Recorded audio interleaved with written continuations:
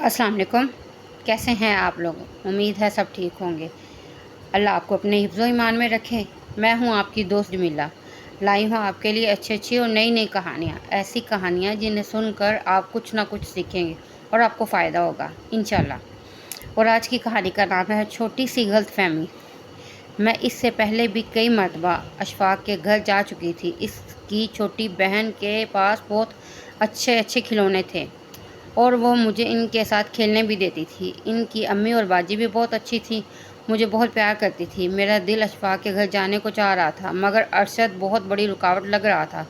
इसके साथ भला खाक मज़ा आएगा। अव्वल तो खुद साइकिल पर चढ़कर बैठ जाएगा और फिर कुछ ही देर बाद उधम मचाएगा कि चलो घर चलो घर चलो।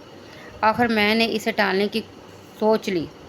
अरशद ज़रा देखना, गली में भाईजान तो नहीं आ रहे? मैंने बड़े प्यार से कहा। अच्छा, वो बोला और फ़ौरन बड़े दरवाजे की तरफ लपका। मैंने मौके से फ़ायदा उठाते हुए अशफाक का हाथ पकड़ा और पिछले दरवाजे की तरफ लपकी।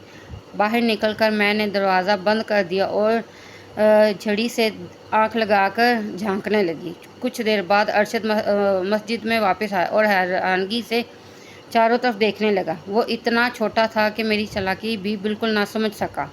आखिर मुझे ना पाकर वापस चला गया और मैं मुतमिन हो गई कि अब ये घर चला जाएगा।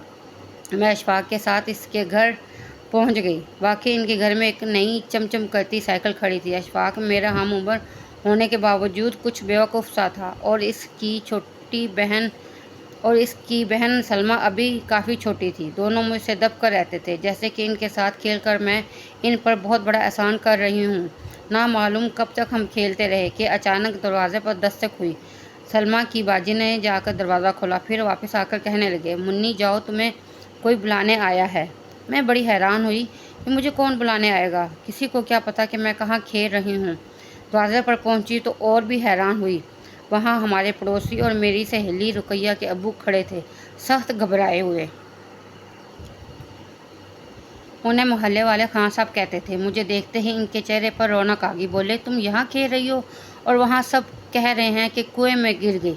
वो मेरा हाथ पकड़कर घसीटते हुए ले जाने लगे। मेरे पल्ले तो कुछ नहीं पड़ा था कि वो क्या कह रहे हैं, मगर भारी भारी मूँछों वाले खान साहब से कुछ पूछने की जुर्रत ना हुई और मैं खामोशी से इनके साथ चलने लगी। अभी हम मस्जिद से काफ़ी दूर थे कि शोर-गुल की आवाज़ आई। मैंने देखा कि मस्जिद के पिछले दरवाजे से बेशुमार सर झांक रहे थे।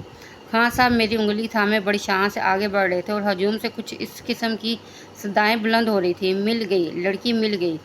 इस वावेले को सुनते हुए मैंने मस्जिद के सहन में कदम रखा तो एक और हैरत का सामना करना पड़ा। मेरे अब्बू कुएं की मंडेर के करीब खड़े हुए थे और मुझे देखकर इनके चेहरे पर जो खुशी और तज्जुब की लहर दौड़ी थी वो आज भी मुझे याद है। इतने में हजूम में से एक लड़का आगे बढ़ा।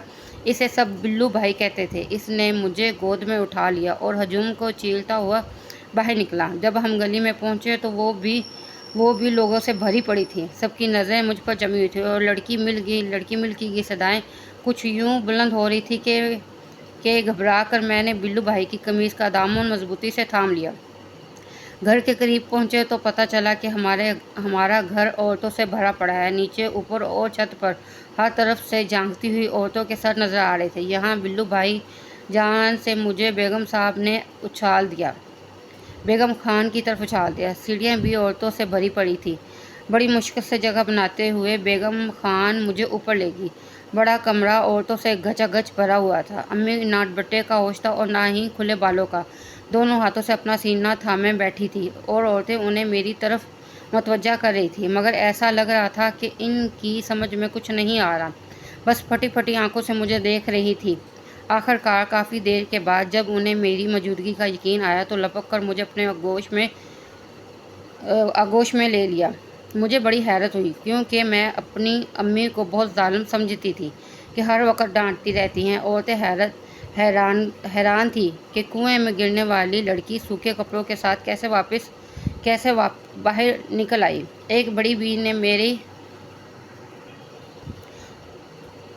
फ़्रॉक को आगे पीछे से देखा और पूछने लगी, ये कुएं में से निकली है? मुझे ऐसा लग रहा है कि मेरे ना डूबने और बिलखैर वापस आने पर इन लोगों को खासी मायूसी हो रही थी। औरत अम्मी को बच्चों के डूबकर मर जाने के ना ہولناک قصے سنانے کی کوشش کر رہی تھی۔ خیر کچھ دیر بعد مبارک کر کے عورتیں ایک ایک کر کے رخصت ہو گئی۔ اتنے میں ابو بھی آ گئے۔ گلی بھی مردوں سے خالی ہو چکی تھی۔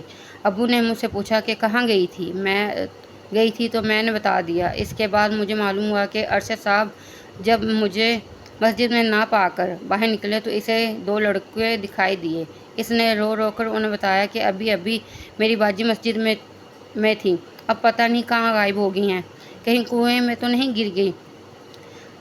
شیطان لڑکوں نے تو یہ کہہ کر چلتے بنے۔ ارشد بھاگتا ہوا گھر پہنچا اور اعلان کر دیا کہ باجی کو ایک لڑکے نے کنویں میں دھکا دے دیا ہے۔ بس پھر کیا تھا، امی نے چیخنا شروع کر دیا۔ پڑوسی جمع ہو گئے اور دیکھتے ہی دیکھتے پورا محلہ مڈل آیا۔ سب کی زبان پر ایک ہی بات تھی کہ رضوانہ کو کسی لڑکے نے کنویں میں دھکا دے دیا ہے۔ میرے ابو کنویں میں اترنا چاہتے تھے، مگر جب کنویں کے پانی پر نگاہ ڈالی تو وہ بالکل سکن نظر آیا تھا۔ پانی میں ہلچل پیدا ہوتی لیکن کنویں کا پانی بالکل ساکن تھا۔ آخر فیصلہ ہوا کہ لڑکی کو ادھر ادھر تلاش کیا جائے، نہ ملی تو کنویں میں اتر جائے۔ چنانچہ بہت سے لوگ مجھے ڈھونڈنے نکل کھڑے ہوئے۔ خان صاحب اشفاق کے رشتہ دار تھے، انہوں نے کئی مرتبہ مجھے اس کے گھر کھیلتے ہوئے دیکھا تھا۔ پھر وہ پہلے وہیں گئے اور یوں وہ غلط فہمی دور ہو گئی جس نے پورے محلے میں کھلبلی مچا دی تھی۔ اب یہ بتانا تو بیکار ہوگا کہ اس روز کے بعد امی کی نگرانی سخت ہو گئی اور ہمارا دوپہر کو باہر نکل کر کھیلنا کودنا بند ہو گیا۔ جی، سنی سنائی باتوں پر کبھی یقین نہیں کرنا چاہیے، تحقیق کرنا ضروری ہے۔ جی دوستو، تو آپ کو میری آج کی کہانی کیسی لگی؟ امید ہے آپ کو میری آج کی کہانی پسند آئی ہوگی۔ اگر آپ کو میری کہانی پسند آئے تو مجھے اچھے کمنٹ کریں، میرے چینل کو لائک اور سبسکرائب کریں، بیل آئیکن کو آن کریں تاکہ آپ کو میری نئی آنے والی کہانی کا نوٹیفیکیشن ملتا رہے۔ آپ میری دعاؤں میں ہیں اور مجھے اپنی دعاؤں میں یاد رکھیے گا۔ خدا حافظ۔